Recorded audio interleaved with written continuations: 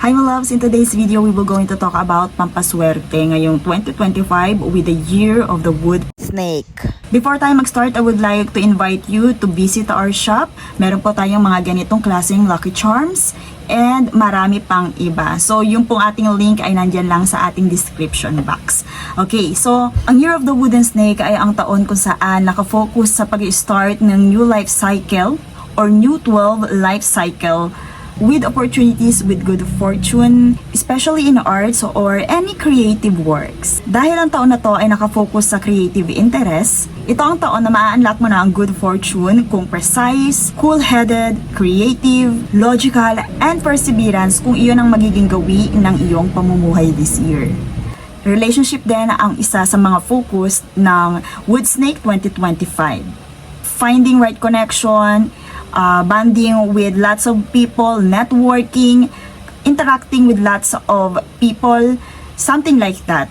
Ang isa din sa mga magiging focus ng year na ito. We must amplify the good understanding of human nature. And also good communication dahil ito rin ang highlights ng taon na ito.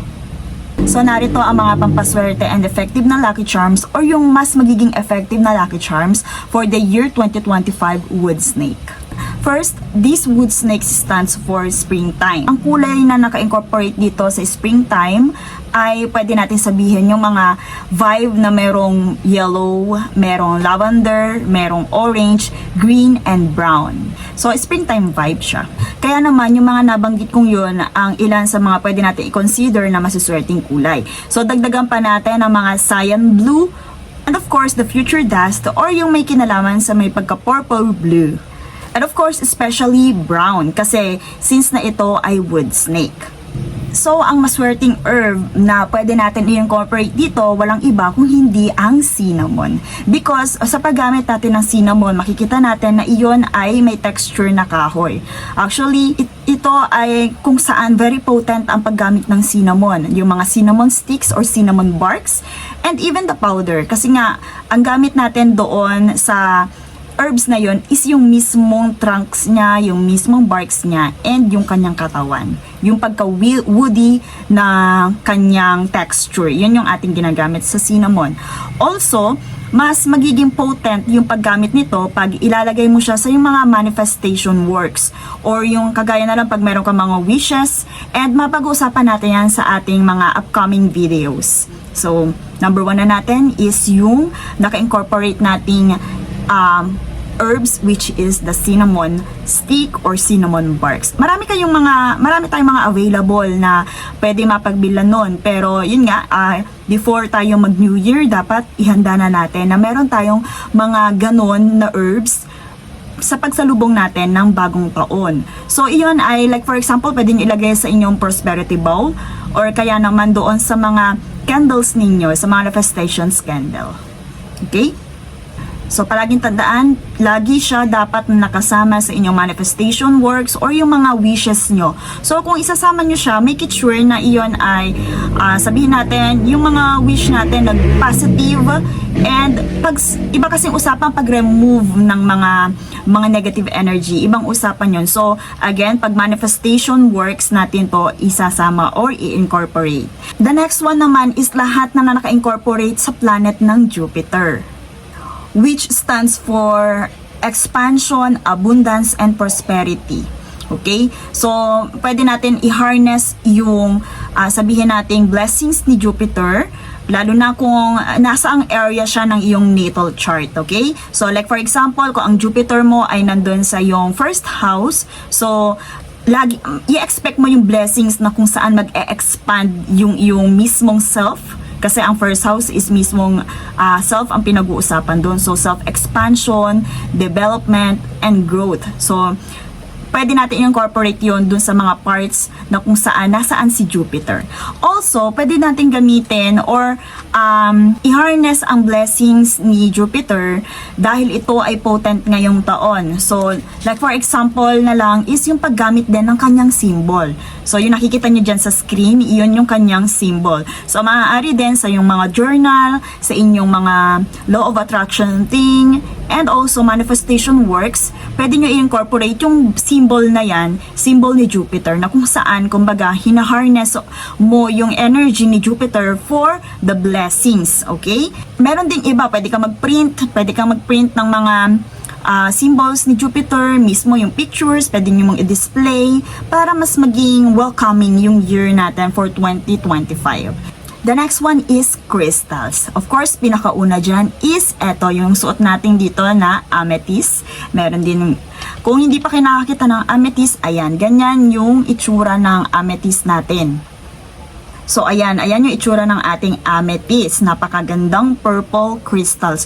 So, hindi lang amethyst yung pwede nating i-harness yung kanyang blessings or yung kanyang energy, yung kanyang power to manifest. Matutulungan din tayo ng mga crystals kagaya ng green aventurine kasi nga yan ay naka-incorporate sa wood, di ba? Tiger's Eye isa din sa powerful na pampaswerte or crystal ngayong 2025. Next one is Amazonite, yung color blue na Amazonite, kung makikita ninyo, the fluorite. Yung fluorite natin, meron tayong green, meron din tayong purple, or meron tayong parang rainbow. And lapis lazuli, yung mga crystals na blue, kagaya ng sodalite. Of course, dahil nga nakafocus din sa relationship ang ating 2025, swerte din na gamitin ang mga rose quartz and rhodochrosite.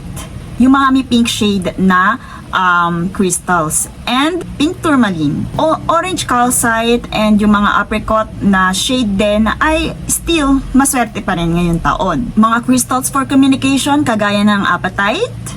Nasabi ko na ba ang aquamarine kasali din yan dahil iyan ay may shade ng blue. So iyan lamang yung mga nabanggit nating maswerteng crystals for this year.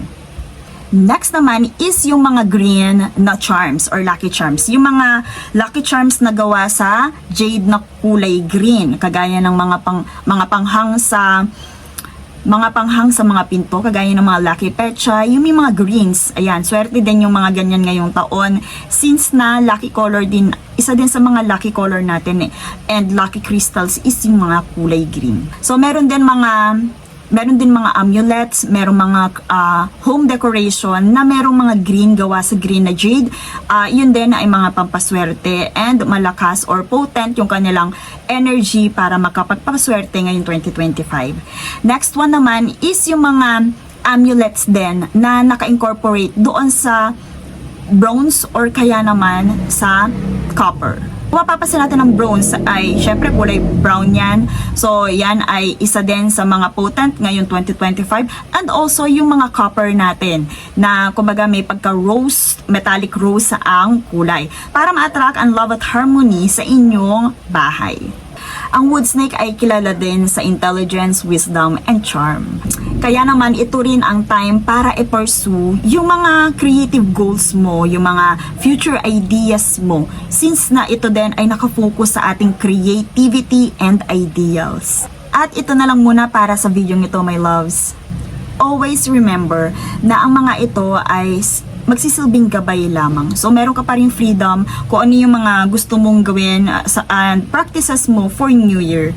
Ito din ay pwede magsilbing karagdagang guide, protection, and also kaalaman para lalo pa nating ma-harness ang maswerteng taon ng 2025. Wala namang mawawala kung maniniwala. Kaya naman, let's cultivate the respect para doon sa mga paniniwala ng bawat isa sa atin. Okay? Just i-respect na lang natin kung iyon yung paniniwala. Kasi lahat tayo ay may iba't ibang paniniwala. Meron tayong iba't ibang culture, meron tayong iba't ibang religion. So, yun, i-respect na lang natin kung ano yung paniniwala nila or yung mga naniniwala sa tulad ng mga ito.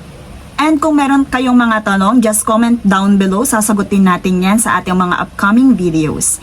And again, don't forget to visit our shop para sa mga ganitong merchandise, the Baby Chan Co merchandise. Ayan, available tayo sa ating Orange app. At meron din tayong shop sa ibang social media platform.